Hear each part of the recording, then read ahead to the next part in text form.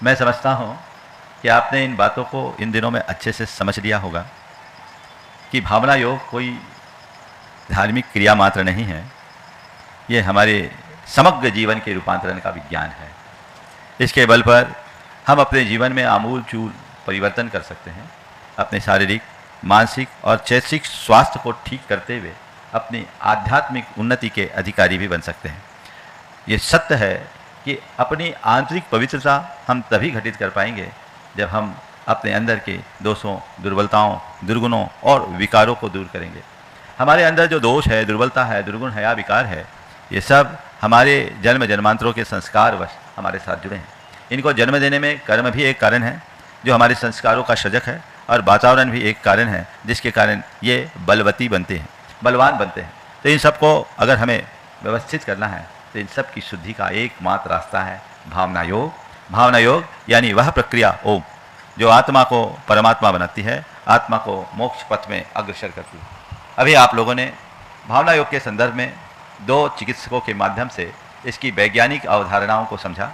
Doctor शिखा बैसाखिया पिछले 5 वर्षों से भावना योग की नियमित अभ्यासी हैं। वो बहुत तैयारी से आई। मुझे लगता है अगर पूरा समय देते हैं तो शायद सत्र छोटा पड़ जाता, लेकिन मुझे आप लोगों की आकुलता का ध्यान था, इसलिए मैंने बीच में थोड़ा सा उन्हें टोका। निश्चित उनकी मेहनत के साथ ये न्याय नहीं हुआ, लेकिन मुझे लग रहा था कहीं आप लोग उनका न्याय ना कर दें, इसलिए मैंने बीच में इन्हें रोका है। ज़रूर शाम के सत्र में उनसे फिर चर्चा की जा सकती है।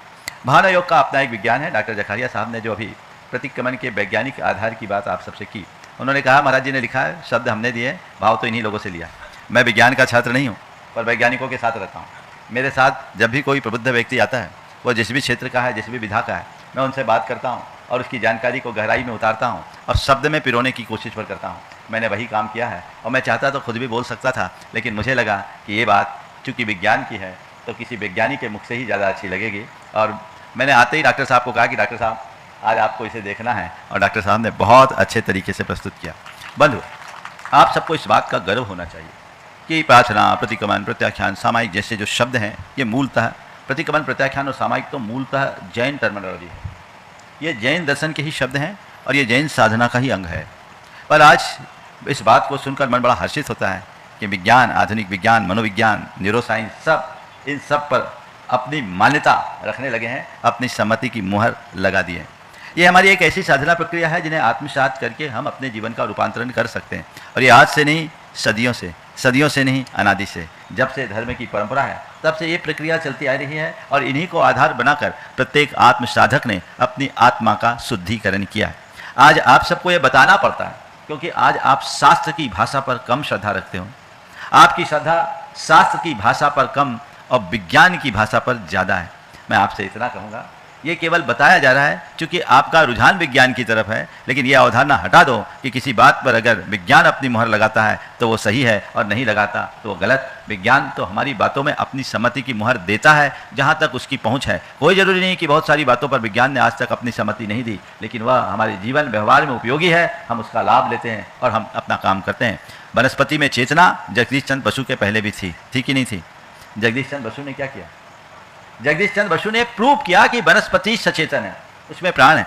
पहले हम पहचानते नहीं थे, उनने ऐसी दृष्टि विकसित की, उनके पास ऐसी आंख आई और उन्होंने उस नज़र, उस दृष्टि से देखा कि नहीं, वह हमारी तरह सब प्राण है, सचेतन है, और हमने मानना शुरू कर दिया कि प्लांट्स में भी लाइफ है। ये मान लिया। पर इसका मतलब ये तो नहीं कि उससे पहले नहीं था।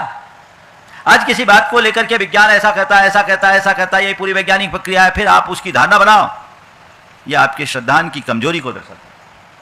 अगर आपका श्रद्धान हो तो आप विज्ञान से ज्यादा वीतराग विज्ञान को महत्व दोगे, और हमें कोशिश करना चाहिए। ये साधनाएं कोई कपोल कल्पित प्रक्रिया नहीं, ये साधना हमारे तीर्थंकर परमात्मा के मुख से निश्रित वाणी से निकली है, तीर्थंकरों के उपदेश का सार है। तो इस पर हमें श्रद्धान करना चाहिए। फिर महाराज आप ये विज्ञान की बातें क्यों करते हैं? तो हमारे आचार्य ने कहा जो जिस भाषा में समझता है उसको उसी भाषा में समझा दो। अब तुम्हें विज्ञान विज्ञान विज्ञान विज्ञान तो ले लो विज्ञान, और मैं इतना कहूंगा कि हम इस हमारे विज्ञान को समझ लोगे तो फिर तुम्हारे विज्ञान का व्यामोह छूटेगा, तुम्हारे भीतर बीतराग विज्ञान घटित होगा जो पूरे जीवन का रूपांतरण करेगा। हम उस बीतरागता की तरफ अग्रसर हों। अभी आपने प्रतिक्रमण की बात सुनी। प्रतिक्रमण हमारे मन के स्तर पर, हमारे मस्तिष्क के स्तर पर, हमारी चेतना के स्तर पर, कर्म के बंधन के स्तर पर, हमारे अपने सामाजिक व्यवहार के स्तर पर बहुत गहरा प्रभाव छोड़ता है और ये हमारे जीवन की शुद्धिकरण का आधार है। कल मैंने प्रतिक्रमण के विषय में बहुत विस्तार से चर्चा कर ली और बाकी बातें अभी आलेख में डॉक्टर साहब ने आप सबसे रख दी। आज बात थोड़ी सी मुझे प्रत्याख्यान की करनी। प्रत्याख्यान अर्थात अपने भावी जीवन को उज्जवल बनाने का संकल्प। प्रत्याख्यान का मतलब क्या है? प्रतिक्रमण के माध्यम से अपना अंतरावलोकन करने के उपरांत उन्हें पहचानना, जो मेरे दोष हैं, जो मेरी दुर्बलता है, जो मेरे अंदर के विकार हैं, जो विकृति हैं, जो मेरा अहित करते हैं, सच्चे अर्थों में जो मेरे असली शत्रु हैं, असली शत्रु, उन्हें पहचानो और उन्हें पहचान कर उनसे बचने का संकल्प लो। एक ऐसा सुरक्षा कवच तैयार करो जो इन शत्रुओं से न केवल बचाता है अपितु उन्हें दूर भगाने की प्रतिबद्धता भी देता है। प्रत्याख्यान के लिए एक टैगलाइन है, जिनसे मैंने स्वयं को बचा लिया वही मेरे असली शत्रु थे।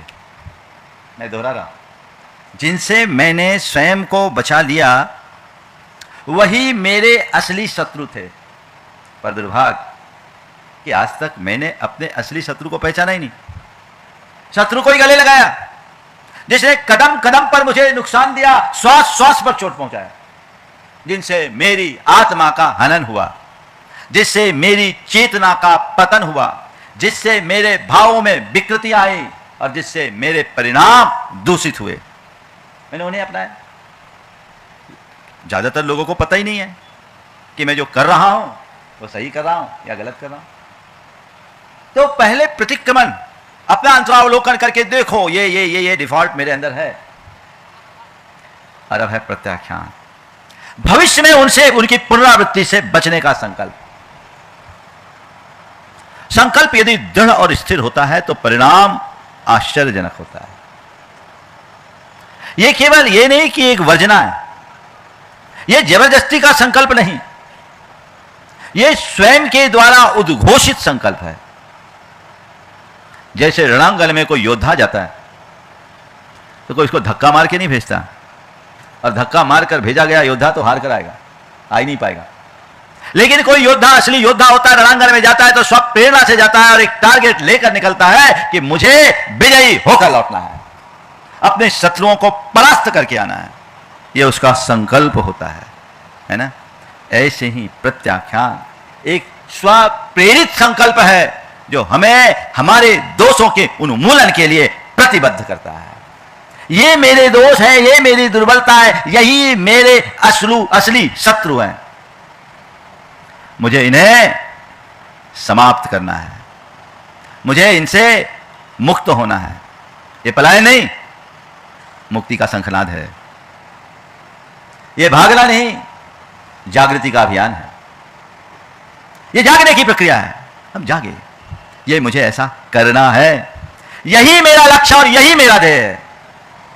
इस भाव के साथ जब हम प्रत्याख्यान में सन्नद्ध होते हैं तो हमारे द्वारा लिए गए संकल्प हमें सिद्धि प्रदान करते हैं।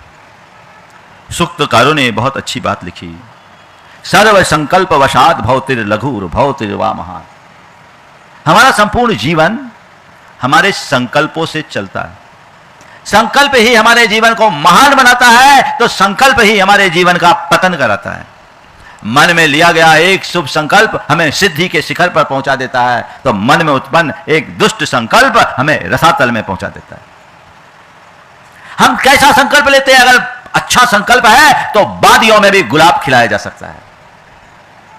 तो संकल्प, प्रत्याख्यान एक संकल्प है, एक प्रतिज्ञा है, और ये किसी और के लिए नहीं, स्वयं के लिए, स्वयं को दिया गया कमिटमेंट, एक ऐसा रेजुलेशन जो हमने खुद के लिए तैयार किया। तो प्रतिक्रमण के द्वारा जानना, चिन्हित करना, मेरी ये कमी है और उस कमी को चिन्हित करके समाप्त करने का संकल्प। हम बार बार एक ही बात को दोहराते हैं। जैसे अभी आपने सुना कि हमारा प्रीफ्रंटल कॉर्टेक्स उसी तरीके से काम करता है, तो वो उस तरीके से काम करते हुए उसकी पुनरावृत्ति करना शुरू कर देता है। हम बार बार एक मार्गदर्शन अपने चित्त को दे तो उसका ऐसा न्यूरल पाथवे बनेगा कि फिर वो हमारे चित्त को उस धारा में मोड़ देगा। ऐसा कहा जाता है आपको कोई भी नई आदत बनानी है, पुरानी आदत से बचना है, तो क्या करो? पुरानी आदतों को ध्यान से हटाओ और नई आदतों को बार बार दोहराओ, बार बार दोहराओ, बार बार दोहराओ।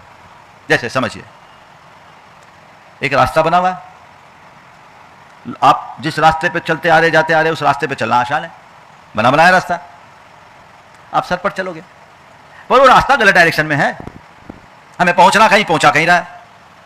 तब हमें क्या करना होगा? नया रास्ता बनाना होगा। और नया रास्ता कब बनेगा?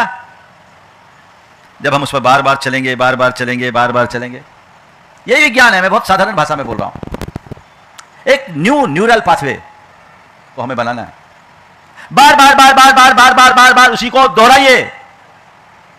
यह है एक प्रकार का अफर्मेशन। तो बार बार बार बार मुझे क्या करना है, मुझे क्या करना है, ये दोहराएंगे। जैसे किसी को क्रोध आता है तो मुझे क्षमा रखनी है, मुझे शांत रहना है, मुझे क्षमा रखनी है, मुझे शांत रहना है, मुझे क्रोध से बचना है, मुझे क्षमा रखनी है, मुझे शांत रहना है, मुझे क्षमा रखनी है, मुझे शांत रहना है, मुझे क्षमा रखनी है, मुझे शांत रखना है, मुझे संयम रखना है, मुझे संयम रखना है, मुझे संयम रखना है। ये बार बार दोहराओगे तो एक नया रास्ता बनेगा ना। और जब नया रास्ता बन जाएगा तो आप किस पे चलोगे? नए पे कि पुराने पे? नए पे। और जब नए रास्ते पे चलना शुरू कर दोगे तो पुराना रास्ता अपने आप मिट जाएगा कि नहीं? जिस रास्ते पे कोई आता जाता नहीं है वो अपने आप मिट जाता है ना? यही तो विज्ञान है, दिस कॉल्ड प्रत्याख्यान। नव निर्माण की प्रक्रिया की शुरुआत इस प्रत्याख्यान से होती। हम ऐसा नया रास्ता बनाने की प्रक्रिया अपनाएं, बार बार बार बार दोहराएं।